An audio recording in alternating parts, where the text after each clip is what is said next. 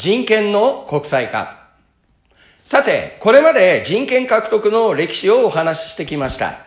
ここからは、この人権思想が世界にどのように広がっていったかについてお話ししたいと思います。その前に、まずはこれまでお話ししてきたことをまとめて、基本的人権の性格についてお話ししたいと思います。はい。基本的人権の性格とは、この3つになります。1つ目、固有性。基本的人権は自然権の思想に基づいて実定法に定められたものです。人間が生まれながらに当然持っているものとされ、他の誰かに譲り渡すことはできません。2つ目、不可侵性。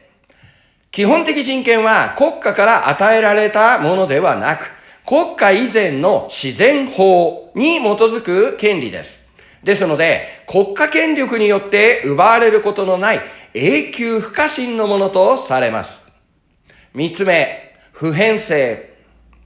基本的人権はその固有性、不可侵性という性格から当然の帰結として全ての人間に平等に共有されるべきものとされます。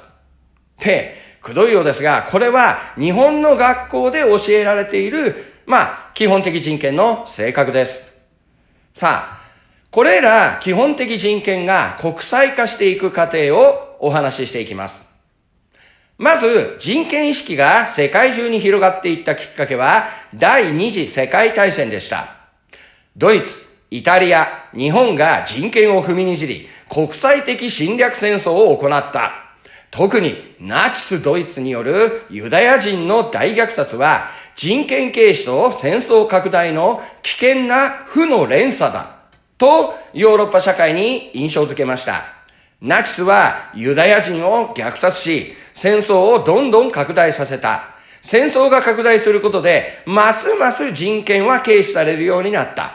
しかし、これを逆に見れば人権尊重の流れを世界的に作れば世界から戦争は消え、平和が実現するということにもつながる。そう考えた時のアメリカ大統領、フランクリン・ルーズベルトは、1941年の大統領教書で4つの自由を発表しました。それがこちらになります。1、言論の自由。2、信教の自由。3、欠乏からの自由。4、恐怖からの自由。ルーズベルトは世界の人々がこれらを守ることが世界平和につながると考え、戦後民主主義の指導理念にしようと考えました。残念ながらルーズベルトは終戦間際に亡くなってしまいましたが、彼の理念はそのまま国際連合に引き継がれ、1948年、世界人権宣言の採択につながったのです。この世界人権宣言は、各国が達成すべき共通の基準として国連で採択され、人権初の世界基準ができたのです。ところが、宣言は宣言であって、法的な拘束力はありませんでした。例えば、同じ年、1948年には、南アフリカで人種隔離政策、カタカナ語でアパルトヘイトと言いますが、これが法制化され、黒人差別が本格化していきました。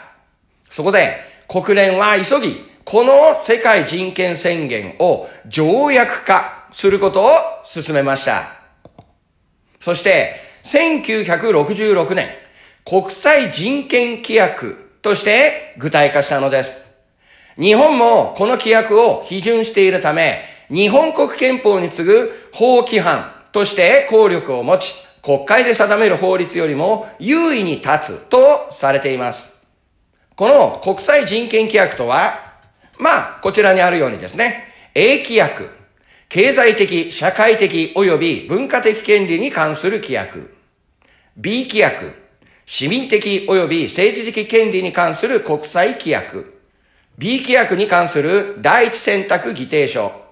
B 規約、つまり自由権を各国政府が侵害した場合、被害者個人が規約人権委員会に救済申し出が可能。このような形で構成され、さらに個別領域についても国際的人権保障の条約が採択されています。A、B 両規約とも第1条は民族自決権の確認となっていますが、これらの中で日本は祝祭日の給与、公務員の葬儀権、この2点を日本の実情に合わないということで保留しています。また、日本は B 規約の第一選択議定書を司法権の独立侵害の可能性を理由に批准していません。ですので、もし私が日本の行政機関、警察とか刑務所とかから自由権侵害のひどい目に遭わされても国連に救済申し立てができないことになってるんですね。こんな具合に国連では世界人権宣言、1948年ですね、国連総会で採択され、そして国際人権規約、1966年、この世界人権宣言が法的拘束力を持つようになった。この2点をぜひ覚えておいてください。その他、代表的な人権規約として、これですね。難民の地位に関する条約。いわゆる難民条約が1951年に採択され、1954年に発効します。難民という人たちは人種的、宗教的、政治的理由から迫害の恐れがあって、自分の国の保護を受けられない人たちのことを指しています。内容としては、自国民と同一の教育、公的扶助、追放、送還の禁止。こういったものが定められており、日本が批准したのは1982年。これによって在日外国人の国民年金加入が可能になりました。この条約の問題点としては、日本では難民認定の審査が厳しく、受け入れに消極的だと言われています。また、難民とは自国にいると命が危ない人だから、追放や強制送還は絶対に禁止。送還することは殺人への消極的な加担とされています。ただ、貧困のせいで自国では生きていくことが難しい経済難民がこの条約の救済対象になっていない。そんなところが問題点として指摘されています。ぜひ覚えておいてください。同時にですね、こちらですね、ちょっと難しいですけど、国連難民高等弁務官事務所と、日本語では言うんですが、アルファベットで UNHCR。この国連機関が難民問題を担当しています。これも合わせて覚えておいてください。次。人種差別撤廃条約。1965年。あらゆる形態の人種差別撤廃を目指すという条約です。日本は1995年に批准しました。批准まで30年かかったのは、日本には北海道旧土人保護法というアイヌ民族抑圧法があったせいで、この法律が廃止され、代わりにアイヌ文化振興法、別名アイヌ新法が制定されました。ただ、北海道の先住民としてアイヌの人たちを認めていますが、アイヌ新法には先住権の明記はありません。先住権を認めてしまうと独立運動に発展するため、これは世界的にも国家レベルでほとんど認められていない事柄です。こちら次ですね。子供の権利条約、1989年。子供は大人の従属物ではない。権利行使の主体と捉え、日本でも1994年に批准しています。子供イコール付属物という印象があるため、教育関係者は子供と友の部分をひらがなで書くよう、私などは教職で言われました。ただ最近ではね、パソコン使っていろいろ書きますので、パソコンの変換などでね、漢字で書いてしまうなんてこともありますが、こんなところにも注意するようになりました。定められているのはこちらです。子供とは18歳未満のすべてのもの。子供の意見表明権の保障。子供の表現、思想、良心、信教の自由の保障、親による虐待や搾取からの保護、こういったものが定められています。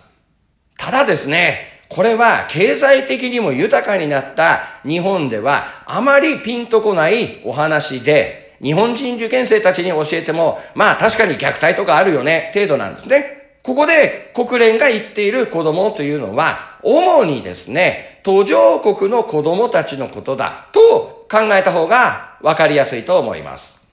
実際私も仕事や観光で途上国へ行くとですね、小さな子供がこう手を出してですね、お金くださいなんていう、こういうふうに寄ってくる姿とか見かけるとですね、ちょっと心が痛くなったりするんですが、実はですね、日本も昔ですね、貧しい時代にはやっぱそういう子供たちがいたりしたんですね。私が子供の頃ですね、大きな駅とかに行くとですね、小さな子供が空き缶を置いてこう座ってたりなんてことを見かけたりもしたんですが、本当こういうのを見ていると心が痛みます。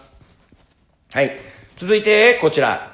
女子差別撤廃条約。締約国の差別撤廃義務規定が書かれています。日本は1985年に男女雇用機会均等法という法律を制定しました。そしてこの条約を批准しました。ただ、これに関してのはちょっと面白いエピソードがあるんですね。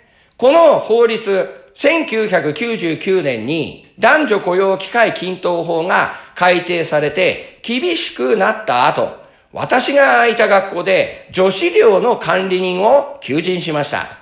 その際、求人欄に何歳以上の女性と書いたところ、求人案内の会社から法律違反ですと注意されたんですね。それで女性の条件を欄から消すように言われました。そうしたらびっくりですね。男性の求人、特に若い男性がこの求人に殺到したなんてことがありました。それ見てびっくりすると同時にみんなで大笑いしたんですが、普通女性だけが寝泊まりして住んでいる学生寮の管理人に男性を当てるなんてことはしないんですが、ここまで法律を厳しくする必要はあるのか？差別と区別を間違えてるんじゃないの？なんてちょっと複雑に気持ちになったのを覚えています。皆さんの国ではいかがでしょうか？そしてこちら、死刑廃止条約。B 規約の第二選択議定書として1989年に定められました。この条約は文字通り死刑廃止の条約です。現在110カ国以上が批准していますが、日本は批准していません。それは死刑制度容認の世論が強く、日本社会では死刑が必要だと考える人が大勢いるからです。また、死刑は憲法第36条で禁止する残虐刑には当たらないとされています。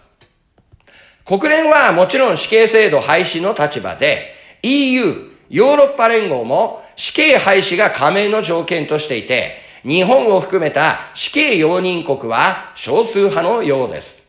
ただ、ここら辺もクジラを食べる日本人の話題と同じでですね、こういう話題出すとですね、留学生同士でいきなりもう話し合いが炎上してしまったりしますので、今は議論するのはやめて、知識として覚えておいてください。ジェノサイド条約。1948年。集団殺人を禁止する条約です。日本は批准していません。理由としては、国内の法律整備が進んでいないというところなんですが、またこれをお話しするとですね、炎上する話題なので、批准しない理由と一緒に知識として覚えておいてください。その他、国連を離れた地域的人権条約なんてのもあるのですが、細かい知識なので、総合科目で出題されるかどうかは微妙です。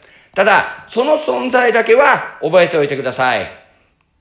ざっと、こういった条約があるんですね。欧州人権条約、米州人権条約、アフリカ人権憲章、バンジュール憲章なんて言うんですがね。また、アムネスティ・インターナショナルなんていう人権団体、NGO がある。こんなところもぜひ頭の隅に入れておきましょう。以上、人権の国際化のお話でした。このシリーズ動画の導入でお話しした通りですね、何度も言いますが、これらの話題は留学生同士とか、また留学生と日本人とかでお話しするには非常に生々しい内容が含まれています。